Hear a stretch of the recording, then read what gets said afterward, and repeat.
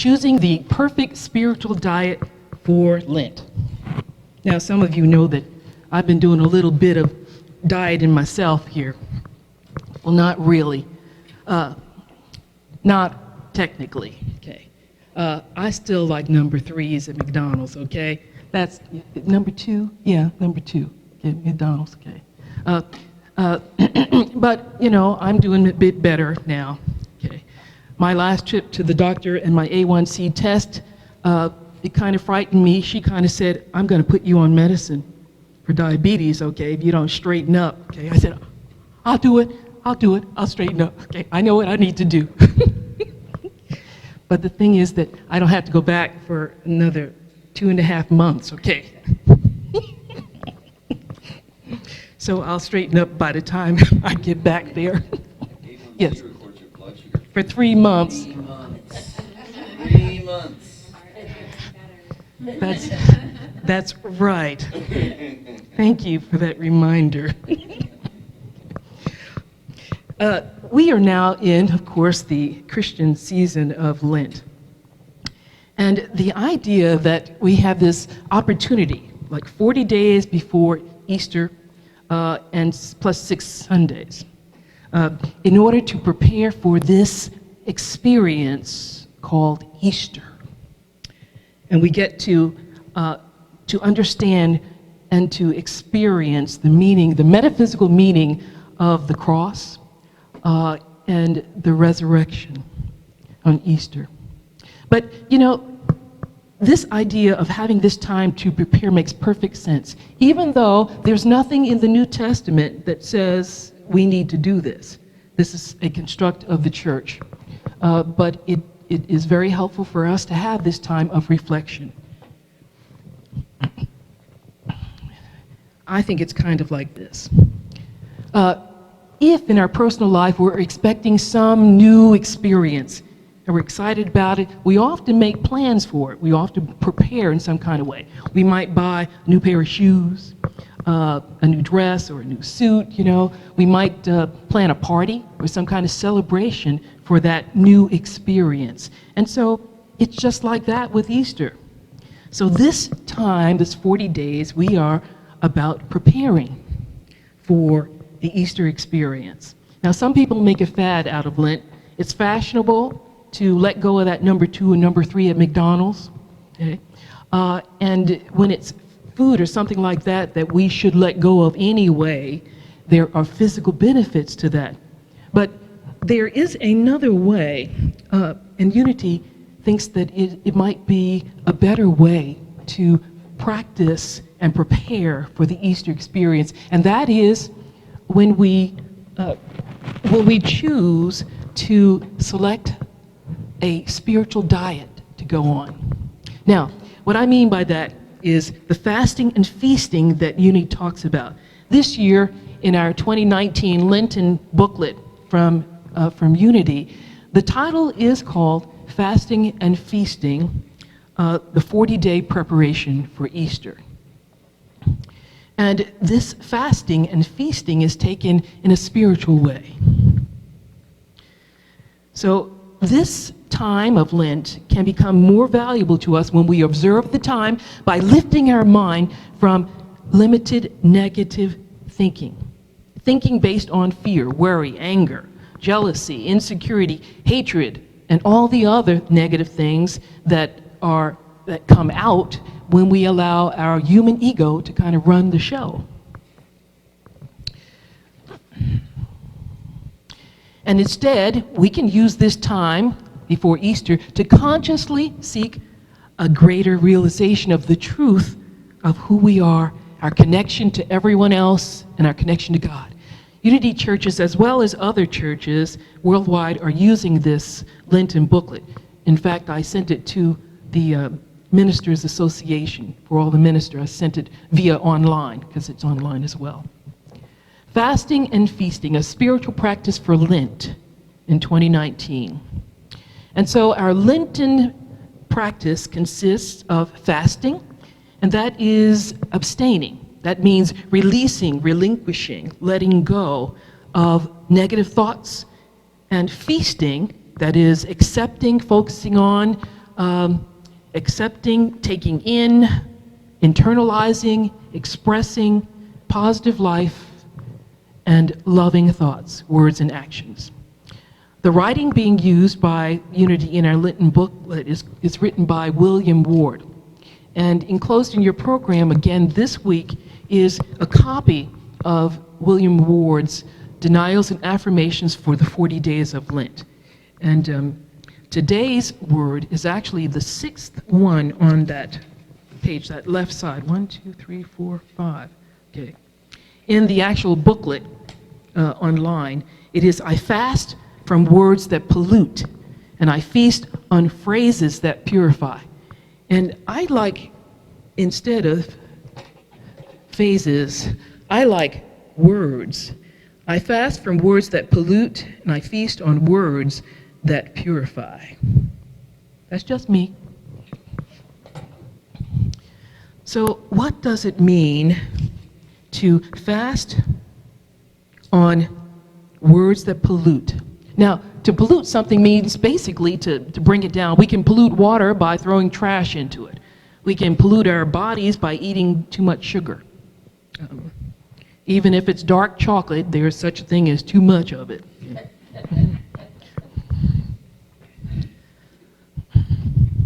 And so we can fast from words that pollute, words that bring us down, words that bring other people down. Criticism, negative judgments of other people. These are words and expressions that pollute and keep us from fully expressing this Christ self within us. And feasting on words that purify, the word purify means basically to elevate. And feasting, of course, is a kind of celebration, a taking it in, okay, enjoying things. It's positive, inspiring, uplifting. We feast on words that purify, that help us get in touch with that pure Christ self in us and the pure Christ self in others. Even the others who drive us crazy, who do things that we don't consider right. But we don't know what's going on in another person's life. That's why Jesus said, don't judge by appearances, okay? And besides, we have to remember that the Christ in me is beholding the Christ in everyone else. And so that enables us to look beyond appearances and actions in the outer and know that God is working for good in that person's life as well. Even if we don't see it, we can believe it. Now,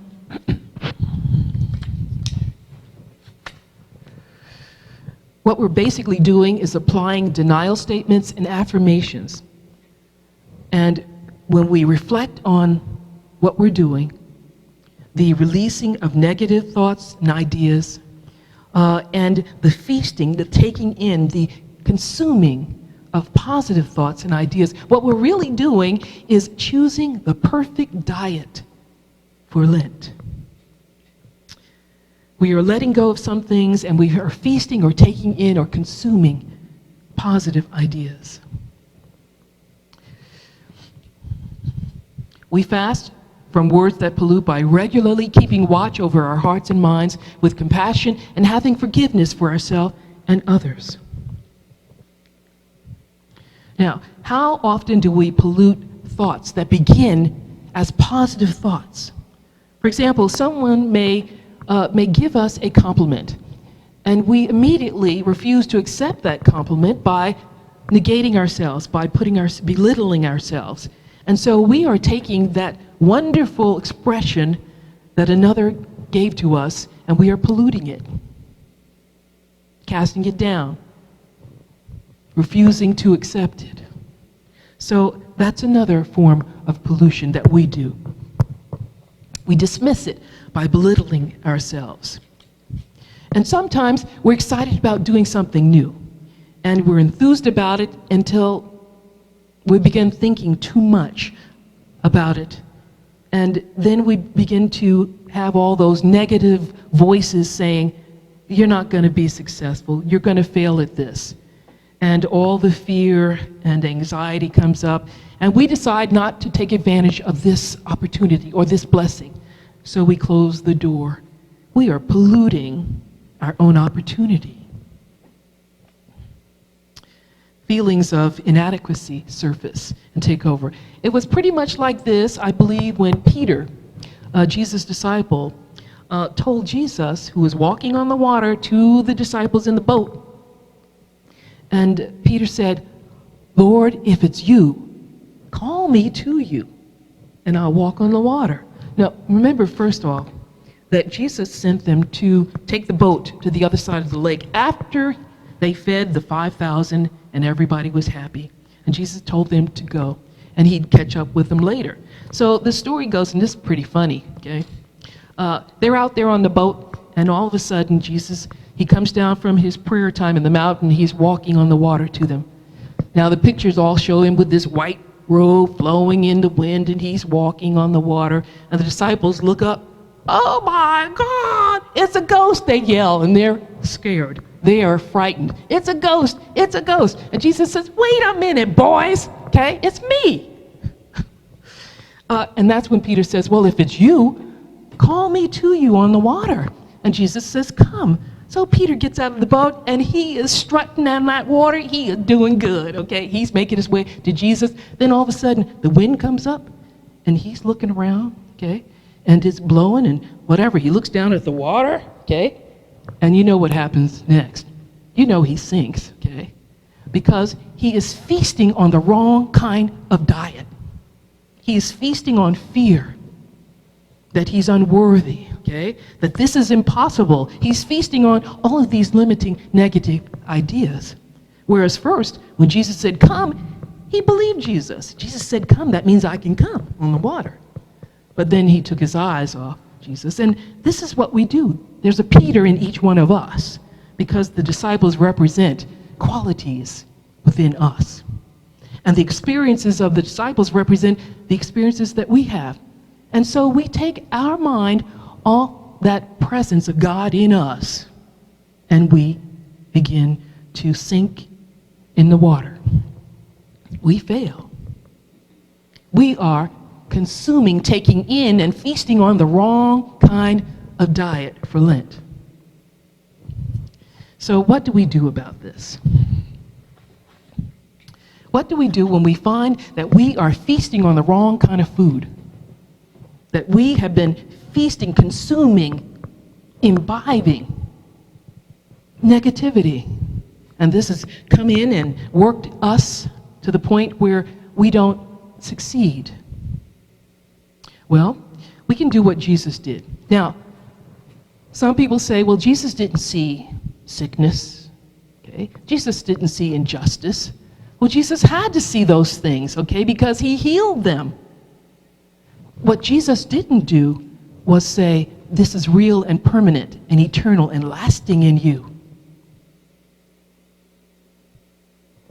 And that's what we need to say when we experience that we are in the throes of fear, anxiety, worry, and all these other things here. When we are in pain because someone has hurt us or hurt someone that we love, it isn't helpful to condemn that person, okay? Because that poison then is in us. We can say, I don't understand this, and I don't understand this person's behavior, but what I can know, that God is within this person and bringing the needed healing. And that same presence in me is bringing me the needed healing. And this is something that we can consume. This is the right kind of diet for us.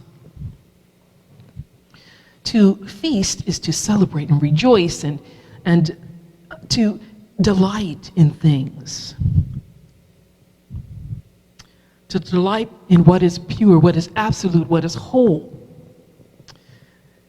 We can feast on phrases that purify by stopping throughout the day and repeating these words silently. For example, these are all Warch's denials and affirmations can be used for every day during this month before Easter.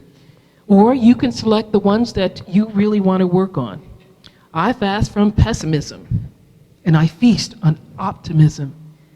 And taking time during your day when the pressure's on, when the stress is on, okay, and you find yourself getting negative and upset and angry, use that one. I fast from pessimism. That means I'm choosing to let it go, to give it up, to release it, to abstain from those thoughts. And I am choosing to feast, to take into myself, to accept within me, to consume optimism. Another good one is I fast from worry, and I feast on divine order.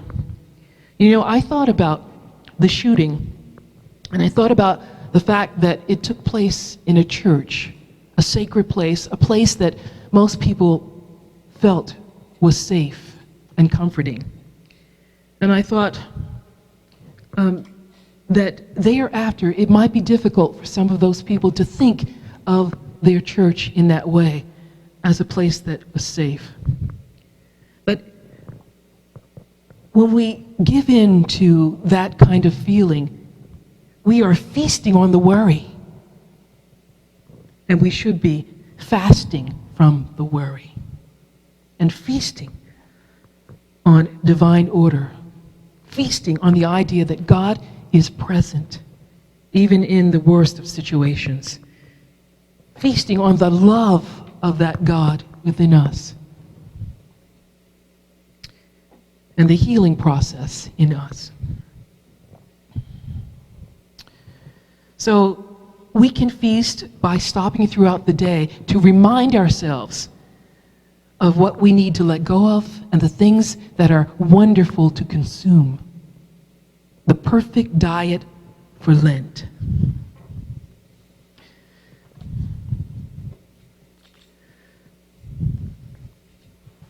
I wanted to share with you, when I was working on this idea of the perfect diet, a strange email came up on my computer.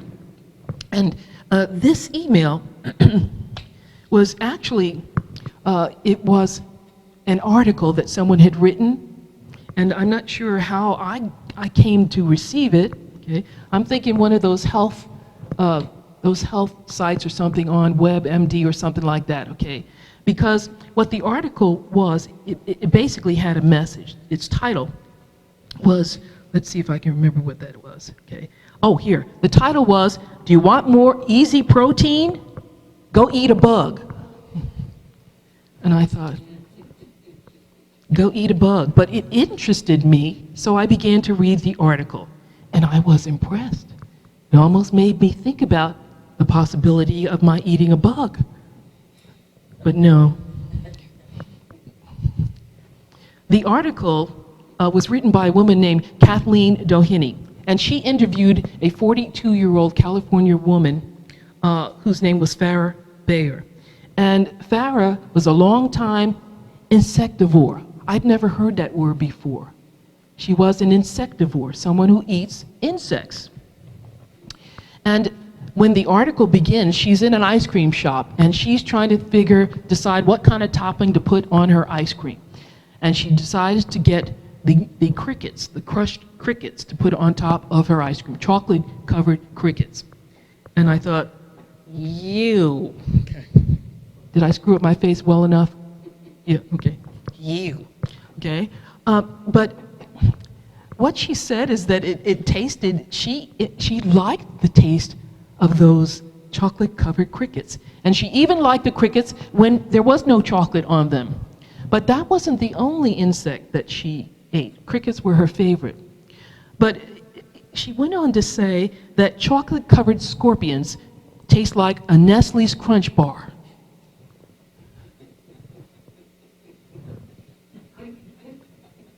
She also enjoyed eating mealworms, and she had them baked and lightly seasoned.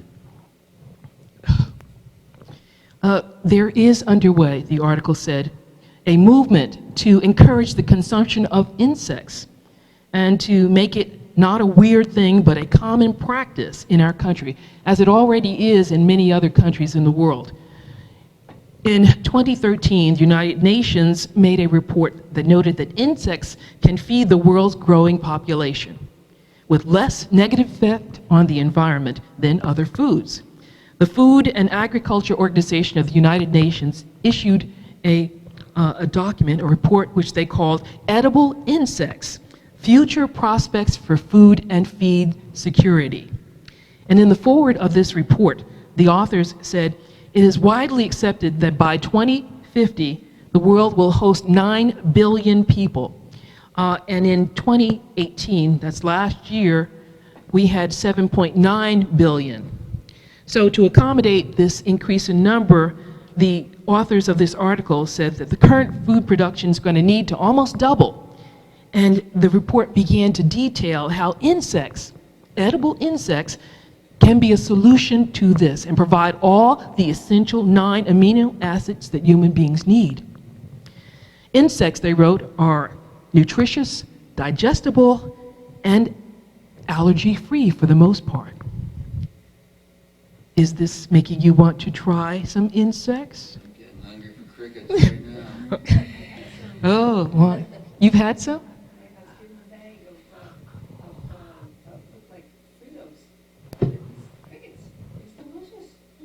Really?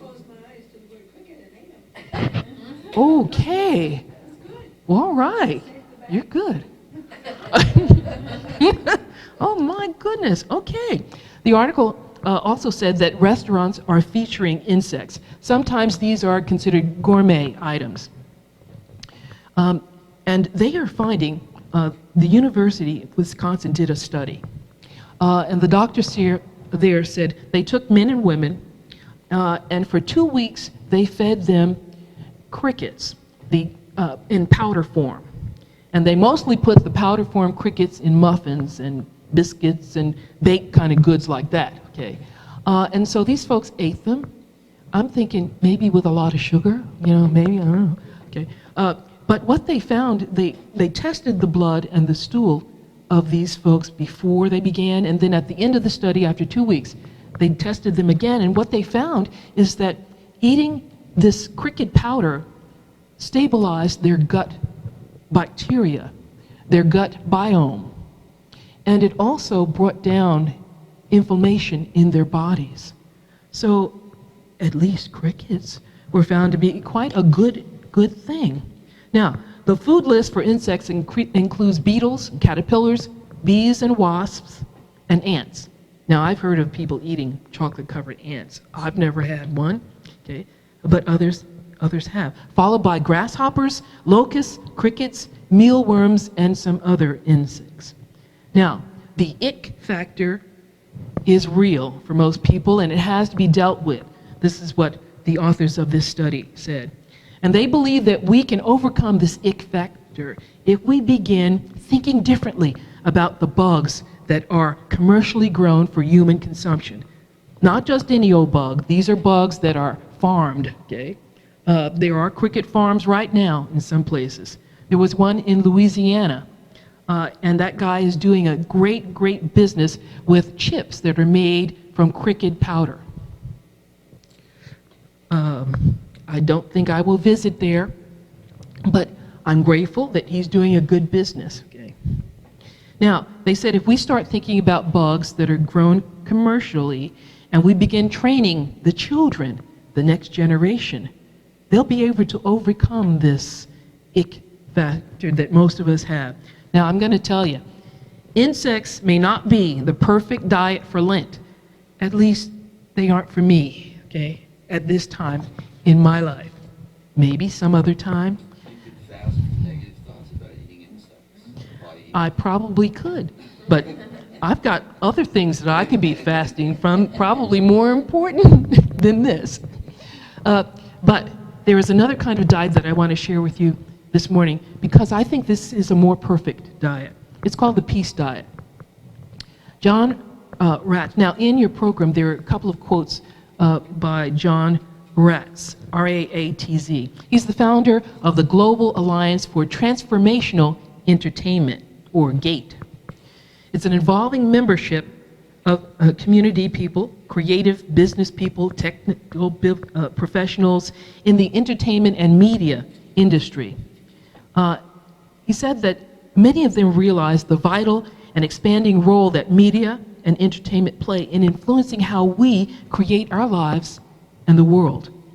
This alliance aspires to consciously transform the process of movies and entertainment for the benefit of all. Some of the films that John Raetz has helped create include Mind Walk, Baraka, Hearts of Darkness, and What the Bleep Do We Know? Now that last one I did see, I know that one. He believes that the entertainment and media industries have a responsibility to be conscious about what they are sending out for humans to consume.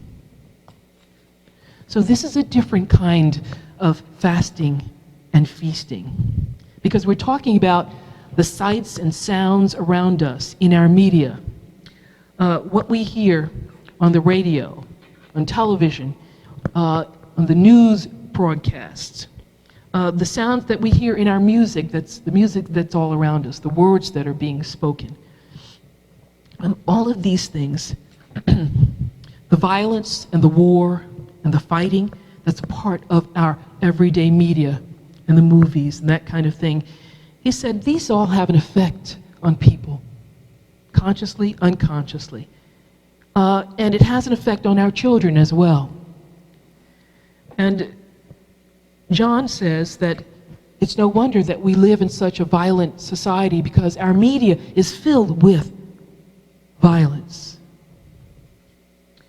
And he believes that we can do better, that those who are in the media and entertainment business need to be responsible about what they are, again, putting out for human consumption.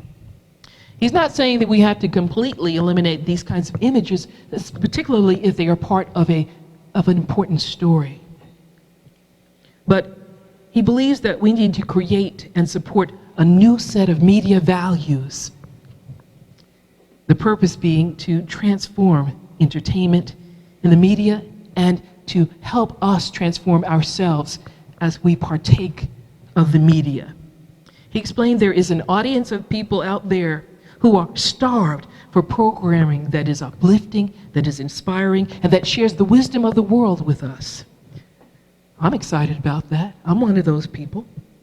He wants to see the entertainment trade and the general public become more comfortable with the word transformation.